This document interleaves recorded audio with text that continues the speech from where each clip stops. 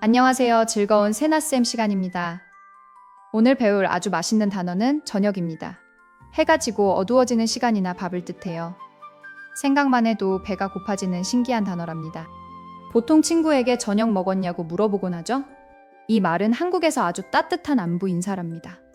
상대방을 걱정하는 고운 마음이 담겨 있어요. 그럼 다음 씬에서 더 깊이 알아보겠습니다. 퇴근길에 오늘 저녁은 무엇일까 생각하나요? 피자를 먹을지 삼겹살을 먹을지 참 고민됩니다. 상상만 해도 하루의 피로가 싹 날아가지 않나요? 행복한 고민은 언제나 우리를 미소 짓게 만듭니다. 한국 사람들은 약속을 잡을 때 자주 씁니다. 우리 다음에 저녁 한번 같이 먹자고 약속해요. 진짜 먹으려는 약속일 수도 있고 인사일 수도 있죠. 이 단어가 가진 오묘한 매력을 느껴보세요. 어제 저는 정말 맛있는 저녁을 먹고 싶었답니다. 퇴근하는 길부터 머릿속에는 온통 삼겹살뿐이었죠. 고기 굽는 소리를 상상하며 정육점으로 달려갔습니다. 과연 무사히 고기를 살 수 있었을까요? 정육점 사장님이 오늘 고기가 아주 좋다고 하셨어요. 신나는 마음에 고기를 잔뜩 사서 집으로 왔죠. 프라이팬을 뜨겁게 달구고 고기를 올렸습니다. 치익 소리와 함께 행복이 시작되는 순간이었어요. 그런데 갑자기 딩동하며 초인종 소리가 울렸습니다. 이 시간에 우리 집에 올 사람이 전혀 없는데 말이죠. 문을 열어보니 옆집에 사는 꼬마 아이였습니다. 아이는 수줍게 웃으며 저를 바라보았어요. 꼬마는 제게 고기 냄새가 너무 좋다고 말했답니다. 엄마가 아직 안 오셔서 배가 고프다고 하더군요. 저는 마음이 약해져서 아이를 안으로 불렀습니다. 그렇게 꼬마와 저의 번개 모임이 시작되었죠.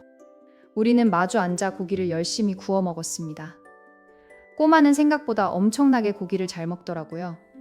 제 몫의 고기가 순식간에 사라지기 시작했습니다. 하지만 아이의 먹방을 보니 그저 흐뭇했죠. 마지막 한 점이 남았을 때 묘한 긴장감이 흐릅니다. 꼬마와 저의 눈빛이 그 고기로 쏠리기 시작했죠. 차마 아이의 고기를 빼앗아 먹을 수는 없잖아요. 결국 저는 마지막 고기를 양보하고 말았습니다. 아이는 고맙다며 고기를 한 입에 쏙 넣었습니다. 행복하게 웃는 얼굴을 보니 기분은 정말 좋더군요. 하지만 저의 배는 아직 절반도 차지 않았습니다. 배에서 꼬르륵 소리가 크게 요동을 쳤어요. 그때 옆집 아이의 어머니가 다급하게 찾아오셨어요. 아이가 없어져서 온 동네를 찾아 헤매셨던 거죠. 저희 집에서 밥을 먹는 모습을 보고 놀라셨습니다. 어머니는 미안해하며 저에게 연신 사과하셨죠. 그리고 고맙다며 커다란 피자 쿠폰을 주셨습니다. 생각지도 못한 횡재에 저는 춤이라도 출 뻔했죠. 바로 피자 가게에 전화를 걸어 주문을 했습니다. 배달원분이 어서 빨리 오기만을 간절히 기다렸어요. 1시간이 지나도 피자는 올 생각을 하지 않았어요. 혹시 주소를 잘못 적었나 걱정이 되기 시작했죠. 다시 가게에 전화를 걸어 상황을 물어보았습니다. 알고 보니 다른 아파트로 배달이 갔더군요. 가게에서는 너무 미안하다며 다시 만들어준답니다. 하지만 제 배꼽시계는 이미 폭발하기 직전이었죠. 도저히 기다릴 수 없어서 밖으로 뛰쳐나갔습니다. 집 앞 편의점에 가서 라면이라도 먹어야겠어요. 편의점 문을 열자 따뜻한 온기가 저를 반깁니다. 매운 라면 하나와 삼각김밥을 골라 결제했죠. 뜨거운 물을 붓고 정확히 3분을 기다렸습니다. 냄새가 코끝을 스치는데 심장이 두근거리더군요. 드디어 첫 젓가락을 들고 입에 넣으려 했습니다. 그런데 뒤에서 갑자기 쾅 소리가 크게 났어요. 깜짝 놀란 저는 젓가락을 쥔 손을 놓쳤답니다. 라면 면발이 그대로 제 하얀 옷으로 떨어졌어요. 하얀 셔츠에 빨간 국물이 선명하게 물들었습니다. 제 소중한 라면도 바닥에 엎질러지고 말았죠. 눈물이 찔끔 날 만큼 속상하고 슬픈 순간이었어요. 소리친 원인을 보니 문을 3개 닫은 손님이더군요. 그 손님은 제 옷을 보고 너무 미안해하며 사과했죠. 세탁비를 주겠다며 지갑을 열고 돈을 꺼냈습니다. 괜찮다고 손사래를 쳤지만 한사코 돈을 쥐어주더군요. 이렇게 제 저녁은 점점 더 꼬여만 갔습니다. 더러워진 옷을 갈아입으러 다시 집으로 향했죠. 가는 길에 부는 밤바람이 오늘따라 시원하더군요. 하늘을 보니 둥근 보름달이 환하게 떠 있었습니다. 달을 보며 맛있는 밥을 먹게 해달라고 빌었어요. 집에 도착하니 문 앞에 상자가 하나 놓여 있었어요.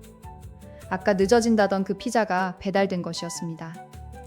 차갑게 식어버린 피자 상자를 조심스레 들었습니다. 이미 마음은 상했지만 일단 먹어보기로 했죠. 식은 피자를 전자레인지에 데우려고 넣었습니다. 버튼을 누르고 1분 동안 조용히 기다렸죠. 띵 소리와 함께 문을 여니 아주 고소한 향이 가득해요. 드디어 제대로 된 첫 끼를 먹을 수 있게 되었네요. 치즈가 쭉 늘어나는 피자를 입에 크게 넣었습니다. 한 입 씹는 순간 눈물이 번쩍 뜨이는 맛이었죠. 고단했던 하루가 전부 보상받는 기분이 들었습니다. 이 맛에 다들 저녁을 기다리는 것이겠죠? 2 조각을 해치우니 비로소 살 것 같았습니다. 이제 부른 배를 통통 두드리며 소파에 누웠죠. 하지만 이대로 잠들면 몸에 아주 좋지 않답니다. 소화를 시키기 위해 밤 산책을 가기로 결정했어요. 가벼운 셔츠를 입고 밖으로 천천히 걸어 나갔습니다. 가로등 불빛이 길을 아주 예쁘게 비추고 있더군요. 동네 공원에는 산책하는 사람들이 꽤 보였습니다. 다들 여유로운 시간을 즐기는 모습이었죠. 걷다 보니 벤치 아래에 하얀 고양이가 있었습니다. 동그랗고 귀여운 눈으로 저를 빤히 쳐다보았죠. 마침 가방에 고양이 간식이 들어있어 꺼냈습니다. 조심스럽게 다가가 간식을 쓱 내밀어 보았어요.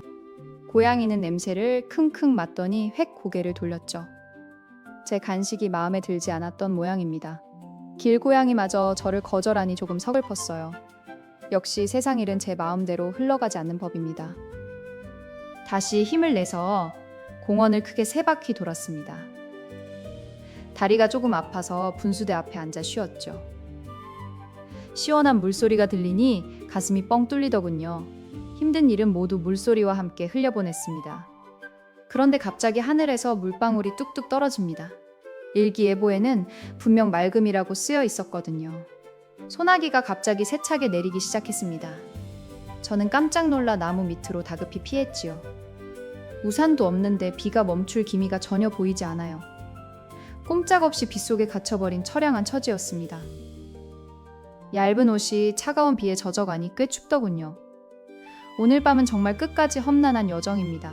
그때 멀리서 한 아주머니가 우산을 들고 오십니다. 저를 보더니 선뜻 우산 속으로 들어오라 하셨죠. 집이 어디냐며 친절하게 물어봐 주시더군요. 차가운 빗속에서 느낀 아주 소중한 온기였습니다. 아주머니 덕분에 비를 맞지 않고 무사히 왔답니다. 현관문에 들어서니 온몸에 긴장이 풀려왔어요. 따뜻한 물로 샤워를 하니 몸이 사르르 녹았습니다. 드디어 진짜 편안한 저녁이 찾아온 것이죠. 뽀송뽀송한 옷을 입고 따뜻한 차를 한 잔 탑니다. 창밖에는 여전히 세찬 비바람이 불고 있네요. 창가에 부딪히는 빗소리가 참 듣기 좋았습니다. 방 안의 아늑함이 배가 되는 기분이었어요. 차를 마시며 오늘 하루를 곰곰이 되돌아보았습니다. 고기 파티부터 소나기까지 참 많은 일이 있었죠. 다사다난했지만 잊지 못할 추억이 된 것 같아요. 역시 일상은 예상치 못해 더 흥미롭습니다. 여러분도 이런 다이내믹한 밤을 보낸 적 있나요? 계획대로 되지 않아도 다 지나면 추억이 된답니다. 오히려 평범한 날보다 더 기억에 오래 남지요. 긍정적인 마음가짐이 가장 중요한 법입니다. 갑자기 친구에게서 문자가 한 통 와 있었습니다. 오늘 밤에 야식을 먹지 않겠냐는 제안이었죠. 방금 피자를 먹었지만 야식은 거부할 수 없어요. 저는 주저하지 않고 바로 술하게 문자를 보냈죠. 친구가 저희 집으로 치킨을 시켜서 달려왔습니다. 양손 가득 맛있는 냄새를 풍기며 들어오더군요.